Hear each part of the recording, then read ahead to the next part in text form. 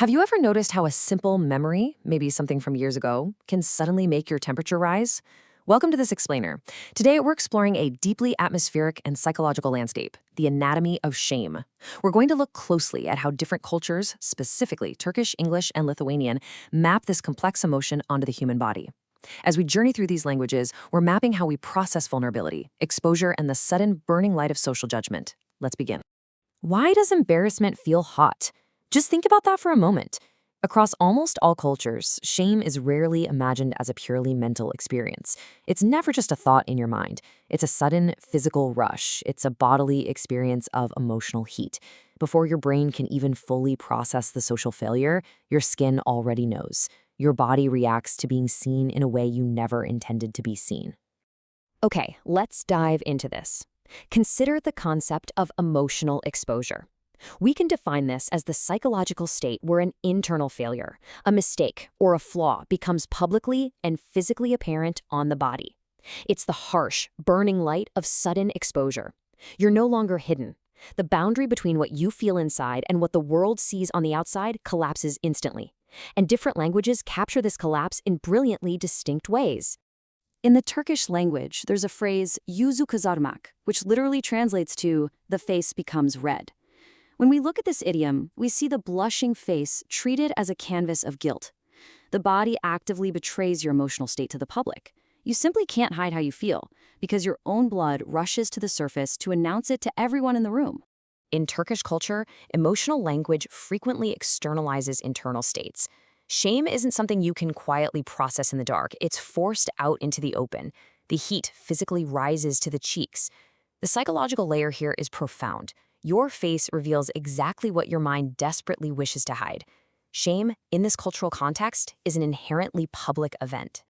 Now, what's really interesting about this next idea is how the English language approaches this exact same emotion through a slightly different lens. We often say someone is burning with shame. The focus shifts. English maps emotional intensity through heat and combustion imagery, but the fire is imagined differently.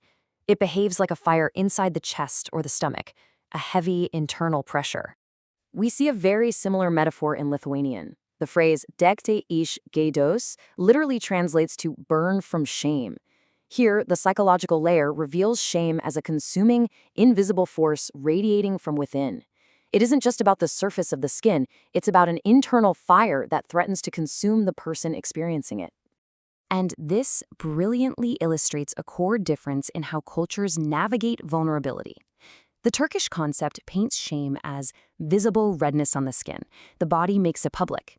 Conversely, the English and Lithuanian concepts frame it as internal combustion. The fire spreads internally and emotionally. One language highlights the exposure to the group, while the others highlight the personal internal destruction caused by the heat. But when the heat of exposure becomes absolutely unbearable, where does the mind try to go? Once the face flushes and the internal fire starts burning, human instinct demands an escape. The narrative arc of shame always moves from the burning light of exposure into a desperate search for creeping shadows. We want to physically vanish. A dramatic Turkish idiom captures this perfectly. Yar yarılsa da içine girsem. It translates to, I wish the earth would split open so I could enter it.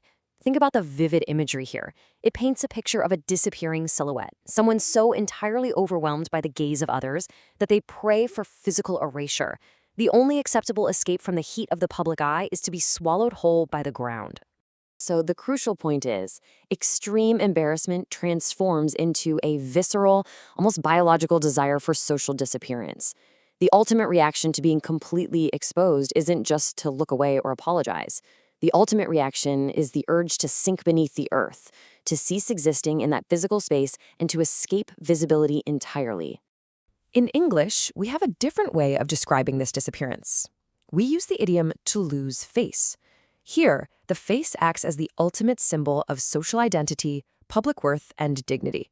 You aren't necessarily wishing for the earth to swallow your physical body, but you're experiencing the erasure of your social body. The face you present to the world is damaged or lost. Let's move on and see how this builds. We're looking at two contrasting yet equally powerful methods of hiding. The Turkish idiom represents a physical escape from the group. literally sinking into the earth to avoid being seen. While the English idiom represents psychological damage to the social self, remaining in the room but having your social identity, your face, stripped away. Both are profound mechanisms of social disappearance.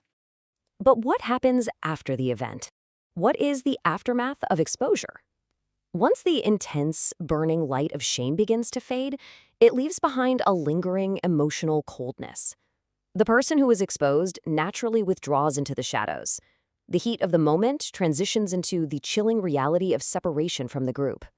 This brings us to a fascinating concept found deeply embedded in Lithuanian emotional language: shame as silence. Lithuanian culture frequently frames the aftermath of shame not just as a moment of exposure, but as a descent into complete emotional isolation. When you're deeply embarrassed, you don't just burn, you fall silent, you pull away from the warmth of the community. A subtle but important distinction emerges here. The English idea of losing face is primarily about social damage, a loss of rank, respect, or dignity within the hierarchy. But the Lithuanian idea of shame as silence is about social distance. The emotional wound creates a profound, quiet void between the individual and the rest of the social group. It's an active withdrawal into the shadows. Embarrassment is not merely about being seen. It is about being left entirely alone. When the secret is out, when the flaw is exposed, the ultimate fear is that the group will turn away.